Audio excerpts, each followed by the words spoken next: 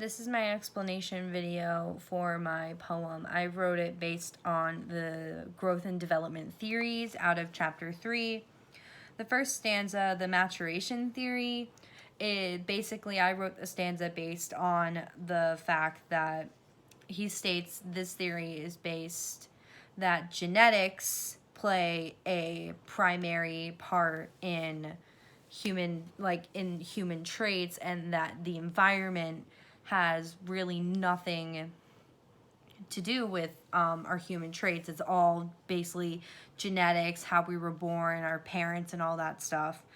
I wrote the second stanza on the behaviorist theory, where it's kind of the opposite of that theory, where it is based on the environment we're in, and yeah, genetics still kind of play a part in the behaviorist theory, but it's mainly based on our environment and the structure we're in.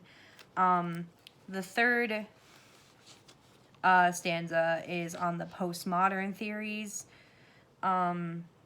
stating that children's behavior and learning,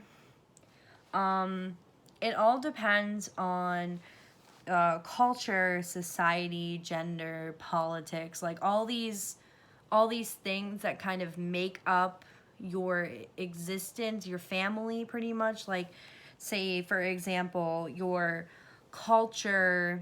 I'm gonna use me for an example. My culture is a Caucasian,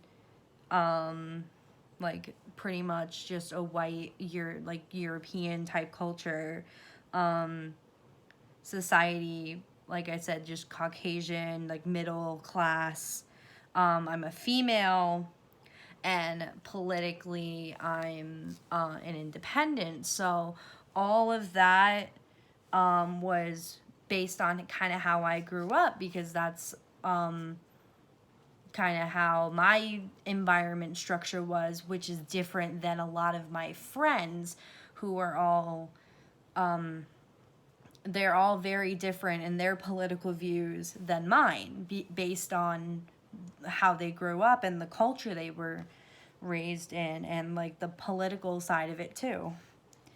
And we have to, as educators, consider all that stuff, because not everyone is going to have the same view as you, or one parent is going to have a different view than another parent, and we always have to consider that towards the children. My fourth stanza I based off of the cognitive development theory, stating that children grow through experiences and learning, and they build off of everything they already know, because the cognitive theory is a theory based on that learners get confused with like new things, but they learn to adapt to it, and they take what they know and they build on it, like a building blocks pretty much. They take a base foundation and they build on top of it with what they're given. And my last theory stanza is the ecological system, stating, and I'm going to go layer by layer in this, the ecological system is what really it makes you you, like I said. The micro layer is like your closest layer. It's your family, it's your direct connections, it's all that stuff. And right under that, the meso is the layer that interlinks with all the layers the most, because you have your microsystem, which is your very close. It's kind of like your, like, consider it like your thickest layer, because it's your environment, it's your family, it's all that stuff.